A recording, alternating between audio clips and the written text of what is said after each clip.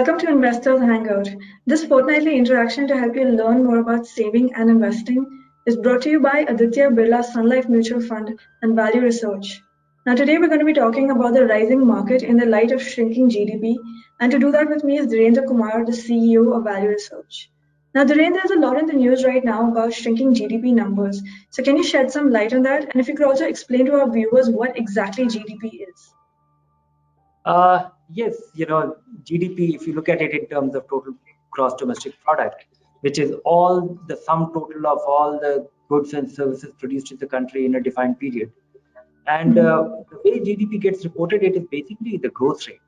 What was earlier and how it has grown. So when you get a 25%, minus 25%, which means compared to the previous period, it has come down by 25%. That's a growth rate. That does not necessarily mean that it is a decline. It could be a decline from the previous period that we were earning or we were producing goods worth 100 and now it has gone down to 75, and which has been a record one in the previous quarter. But that was quite expected. That is, we very well understand that a lot of goods and products or services getting delivered to or created by Indians got completely disrupted. But GDP at best, is an estimation. It is not a precise number. It is not rooted in facts. It is not rooted in facts very precisely. When you get the corporate earnings, say a company is reporting that it earned 550 crore. So it's a very precise number because they would have produced something, they would have sold something, and they would have created. And during that period, they would have sent an invoice, not necessarily got the money. So that is the account. There is a degree of precision there. When we look at the mutual fund NAV, there is a very precise thing that market went up by this much, and if you invested X rupees, and today the NAV is X, 1.2X, then there's a precision. You can take that money. GDP is an estimation. It is trying to guess based on surveys, based on ground surveys, and government has a machinery, and there's a full department working on this. I'm told that it's a very loose estimate right now because the kind of disruption that we have seen because of this pandemic, even the acquisition of collecting that information, that machinery was not very effective, or was not working very efficiently. So of course, it is understandable that GDP will go down. It is understandable that it is also linger. We may not make a quick comeback till the routine or the normalcy is restored in people's lives. So it's unexpected lines, and it is. But there is much more to it, and I don't think we should be entirely basing our thoughts or opinion based on GDP only. All right. And there's also a disconnect between the market and GDP. So, what is the reason for this? And should investors be worried? And what should they be doing? Oh yes, there is a big disconnect between our economic outlook and what is going on in the market. Market has been steadily rising. We have seen intermittent correction, but not of a meaningful kind. The correction that we saw in March, after that, a lot of investors were apprehensive, but all those apprehensions were met. Market has only gone up by and large, and we are close to a point where we have recovered the dramatic loss that we saw in the month of March in those 4 or 5 days. But I would say that investors need to understand the basic premise. There is a long-term connect between economic fundamentals and earnings growth of companies. When economy does well, companies do better, and companies do well simply because it's a function of that. Economic growth is also a reflection of the corporate earnings in a reasonable way. So for the market to be going up in a sustainable way or in a manner which is robust, there should be economic resurgence, or the economy should be on a sound footing, and so should the companies. We have seen earnings decline as well, and economic decline if you look at the near term in terms of the GDP numbers. But that is one part of the story. Markets in the short run and the medium term can be guided by a lot of things which is not necessarily fundamental. It could just be the liquidity. It could just be the optimism. It could be greater activity by investors, more investors. It could be lack of option. It could also be relative resetting. And I see that, if the economic, if we don't see an economic turnaround, if we don't see a turnaround in the earnings of companies, then the market will not be sustainable. It will not be able to support, or it will not be able to justify where it is leveled at. But the other factors, they continue to sustain. So I would say that one should be careful about this, not try and guess where the market is, or how long will this disconnect prevail, or are we poised for a big decline on the market, or also one has to look at the dynamics of the market. Our markets, of course, the GDP is declining, but we should not forget that when you look at the Sensex and the Nifty, if we think that that is the barometer of the market, then the good part of the earnings of Sensex and Nifty is derived from activities which are not necessarily based in India, and they're still very relevant and growing activity. Right. So then, if investors can't look at GDP, what are they supposed to look at? And also, how long, like you said, we shouldn't worry about the disconnect between the two. But how long do you estimate it lasting for around? Like, say, if the economy doesn't recover, how long will things go on for like this? Will there be a market crash? Yeah. The honest answer is that I don't know. I can also guess about when we will make a big comeback, or when things will get back to normalcy. But the fact is that I don't know. Also, I don't know. I cannot base my opinion based on how long it took for what was the period for which earlier pandemic existed or lingered. All those things are baseless, because the context has changed. Our last experience was 70 years ago, or 90 years ago, or 50 years ago. That's not relevant. The real thing is that you have to see things around. When you see economic activity returning to normalcy, one is the returning of the economic activity to normalcy. The other is consumer confidence coming back. When we are confident about our job, when we are confident about our future, simply because the premise, right now everybody is in a state of distress, even if they may not be uncomfortable, even if they are not in distress, but we are anticipating distress, because it's a big change, and it's a big change which we have not been used to at all, or we could not imagine. So this big surprise that has come our way in our life, it will take time for some people. My way of looking at it is that I don't know, and I think it is very difficult to guess. It is entirely a function of what you see in your surrounding, and the surrounding can also be very misleading, simply because if you have people around you who are waiting for an opportunity to get back to normalcy, and they will get into the spending mode, and they will get back to the usual way of life very quickly. There are people who will be apprehensive, who will be reluctant, who will take time, and they will be thinking about things differently. They will remain pessimistic, or they will become extremely careful. It entirely depends. So your world will be guided by the kind of people you are around, or what you are seeing.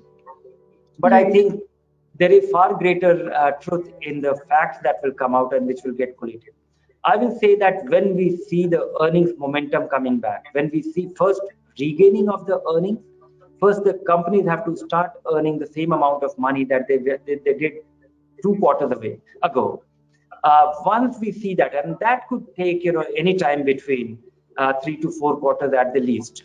So this is not in your control. I think what we should try and control is what is in our hand, our asset allocation, our division of money, which is meant for short term and medium term and long term, choosing our investments carefully, and not acting in a huff.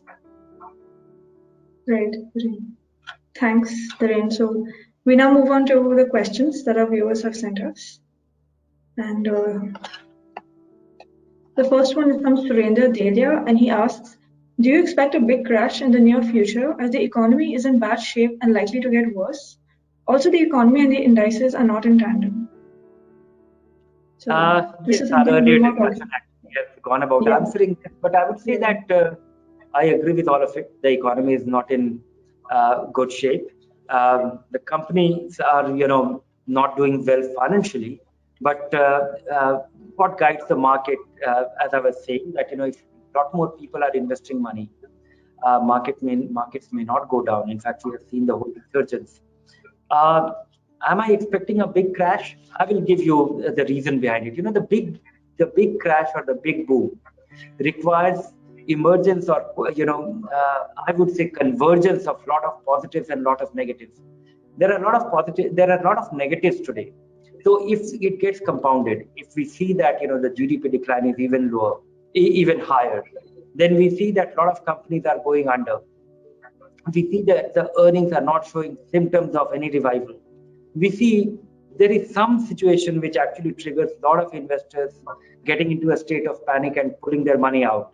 A lot of foreigners also, foreign investors also pulling their money out. If those situations arise, which is very difficult to anticipate, convergence of too many bad news or convergence of too many good news leads to a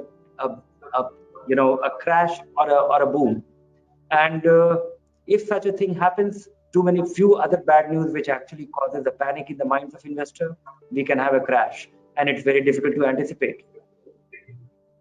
Right. And is the crash likely to be worse than what we saw in March? So do you It think? entirely depends how investors panic. If a lot of domestic investors panic as well as the foreign investors, because the intensity of the crash is entirely a function of news or an action or an event which causes that panic. And if a lot of investors get unnerved, it will cause that. And I would say that uh, that is a possibility which can't be ruled out. Right. So there is a lot of anticipation of such a crash by investors, and with the market going up, would it be a safe strategy to, take some cash out and keep it aside? And do you think I would that's say the that approach investors should take? I would say that, with the benefit of hindsight, I can say that it's, last 20, 25 years, I have seen at least 5, 7 occasions when in a brief period of time, 1 day, 2 day, or few days, there has been a big decline. There was one in 2004. The government changed and we saw a 10, 15% decline in the market. The market recovered in 2 days flat. We saw it recently in the month of March. The markets crashed, and in 5 days looked like it was a free fall, and then we have seen the swift recovery. So I would say that don't bank on the crash, but I think devise some mechanism for yourself so that you are able to stay for the long run, which is devise your asset allocation rule, do the rebalancing. And if you do that, you just might profit from the crash. If you do your asset allocation, if you decide that you should have your 50% money in equity and 50% in debt, and the 50% money in equity will immediately become 20% or 30% if we see a big decline. When you Yeah. see the big decline, it will create an opportunity whereby you can move your money from fixed income to equity at that point. So having a rule for yourself, and then you will also not act in a manner that you are getting out of the market and getting into the market with your 100%. That's a very risky strategy, and it is not a bankable one. It may not work. So now Chandrasekhar, he writes in to ask, considering the current scenario, do you think mid and small caps will be able to deliver in 1 to 2 years? And what is your opinion about it? When it comes to the future the outlook of mid and small cap or large cap or small cap, it doesn't matter. Good businesses with their dynamics, some configuration will do well. So there will be good small caps, there could be good mid caps, and there will be good large caps, and there will be bad mid caps and bad small caps. So it is entirely it is a matter of selectivity. Businesses with a model whereby we see that there is a traction. In fact, some of the small caps, the good ones will have the potential to become a mid cap, and some of the mid caps will have the potential to become a large cap. We have seen it all the time that good businesses get bigger. It might take longer, and there are good businesses which will remain small. They will remain in the small cap category, so to say, because the definition of the small cap and large cap, mid cap, small cap, if the top 100 Right. companies on a relative basis are large caps, the next 150 are mid caps, and the remaining are small caps. You can remain lower than 250th company in the country, and you could be a great business making a lot of money and growing, and still not get into the top league simply because that's a business design. So I would say that focus on good businesses than actually, and that is what you entrust your money to a fund manager for. In fact, in this, I was looking at the universe of small caps. There are about 4,000 small cap companies listed in the market, and the mutual fund universe of investment is Mhm. 537 companies only. 537 companies across all mutual fund of all kind, mid cap, small cap, multi cap, and various kinds, the value oriented funds, everything included. The breadth of small cap stocks invested by all mutual fund is 537 companies. So I hope that, but at the same time, one will never borrow Right. money, and the only other borrowing should be for a home. But this is sounding like,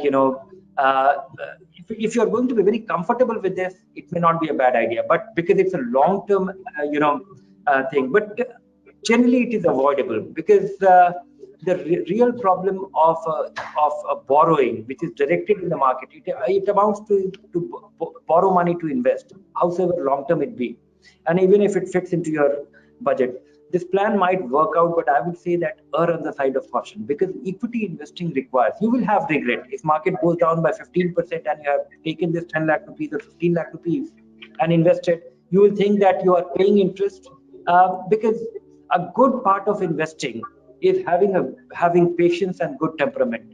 And when you have a sizable borrowing on which you are incurring interest and repayment, you will not be able to stay the course. So I would say avoid. So the next question we have here is from Kishore, and he asks, what is your view about investing in dynamic bond funds, as the investor need not worry about the duration of the bond? Yes, that is what the claim is, that the dynamic bond funds are, and the fund manager will take a call, and Mhm. some funds have been able to successfully do it. But the real problem is the dynamic bond fund, the kind of flexibility they have. They can take a view that on the interest rate or the credit side, and they can be wrong. And we have seen that in the last 10 years on some of the critical occasions, because most of the big moves that happens even in the fixed income market has been a surprise, and that surprise has caused losses and for investors. So theoretically, dynamic bond fund is a kind of fund which should have made a case for themselves that invest your money in this and the fund manager will take care of it. But many of the fund managers have not been able to prove their credentials in terms of in a full market cycle. So I would say that be wary of that. You have far greater control in terms of the kind of time frame that you have for your fixed income investment, because our downside risk with the fixed income fund is far lower. The fact that you are investing in a fixed income fund is that you're risk averse, you are looking for a predictable return, and even the scale of volatility that comes in a dynamic bond fund and the price that you pay if the fund manager goes wrong, which has been proven in the last 10 years quite often, Right. it may not be a desirable option.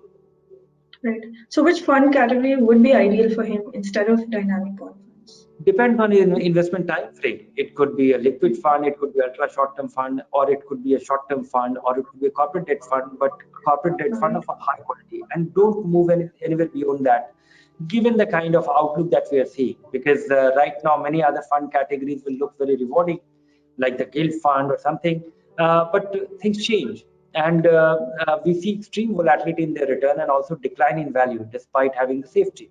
So I think one has to be far more careful and cautious with the fixed income selection. So the next question we have here is from Jomi Joseph, and he asks, what is the PE range that one should consider while investing a lump sum in a value fund or an index fund? And also, what other parameters can be used in the case of an index fund? Uh, at Value Research, when we analyze index fund, and the only thing that we are focused on is the tracking error and the cost. Uh, Tracking error and cost are the only things, because these funds are not supposed to do better or worse than an index, and lower the tracking error, and lowers the cost. That is the primary thing. When it comes to PE ratio, uh, I don't think investing is that simple. That low PE means because low PE means very attractive, or high PE means there could be a risk, because we have True. come across situations in the market where high PE because these are dynamic things. Price PE ratio means price over earnings, and if a PE looks very high today, but next year the company is able to grow the earnings, that same price earning ratio will look lower. So in a situation where high P gets justified is when companies are able to grow much faster. Uh, and that could be the situation. Great companies often command a much higher P and they do well despite being expensive. So P in isolation is not necessarily a good barometer of something being cheap or expensive. Great. All right, our next question here is from Biswajit Chakrabarti, and he says, I'll be retiring this month with a corpus of about rupees 75 lakh. What should be my investment strategy to drive an income of rupees 50,000 per month? Congratulations, Biswajit. You'll be getting 75 lakh rupees, which looks like a sizable amount. But the bad news is that it's not good enough. And I'll tell you why it is not good enough. If you require 50,000 rupees a month, which is 6 lakh rupees a year, this will amount to generating earning tax-free 8 lakh rupees on your investment, which is not difficult. But in your retirement, you need two things. One is that your investment should be generating enough money to support your income requirement. At the same time, little more return so that it can also grow a little bit. Because today you require 50,000 rupees. And 2 years from now, you might require with the rising inflation, or inflation will be back at some point in our growing economy, and you might require 55,000 rupees or 60,000 rupees few years from now. Then you require, if your investment returns are the same, then your need for higher capital will be there, and that is the only way you can de-risk yourself.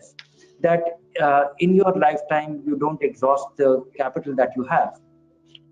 So I don't visualize that. For this, if you are going to consume 8% of the return, which means your investments must generate 10-12% return, so that the capital also grows. With that in mind, I have to, and also in your retirement, you become a little more apprehensive about this, or you don't want your investments to be going up and down very dramatically, so you can't even take very high risk. So my suggestion to you will be, lower your income requirement in the initial few years. Maybe in 1 year or 2 years time, you can increase it again, depending on the health of your investments or the return on your investments. But for your investments to be productive, it should be there. It should be preserved. So I will have three things. I will have three suggestions for you. One is that lower your income expectation. Maybe if you can somehow manage, or if you have to look for any other source of income, if you can reduce it to 35,000-40,000 rupees for next 1 or 2 years. The other is that the money that you require the money that you will require to be consumed, or you intend to consume in the next 1 or 2 years, should be entirely invested in fixed income. You will have to take equity risk, and you will have to take that equity risk in a more calibrated way, which means that all the market-linked or equity investment, or even if it is in a balanced fund, one is that invest a part of your money in senior citizen savings scheme as your fixed income option, or post office MIP, or a short-term bond fund, and remaining money in equity, and the money which will be invested in equity, and that should be about 50 to 60%, because that will only generate the potential of potential to generate higher return to support that income. And if you put a modest part, 30-40% into equity, into fixed income, that will make sure, and a part of it will be kept in short-term funds, so 1 or 2 years income requirement invested there. You will be saved from the anxiety of what is happening to your equity market. The money to be invested in equity market should be spread over the next 18 to 36 months, because lowering the risk of catching a market high is very crucial. So 3 things to do, and not easy thing. All right. So our last question here is from Sham Sundar, and he asks, what kind of asset allocation between equity and debt would be ideal when investing rupees 1 lakh in the current scenario for a horizon of 1 year? Investing for next 1 year, you don't need an asset allocation. The only option you have is investing in a fixed income fund. Yeah. All right. So thanks, Dhiren, and for all those watching, thank you for tuning in, and do continue to send in your questions, and bye for now.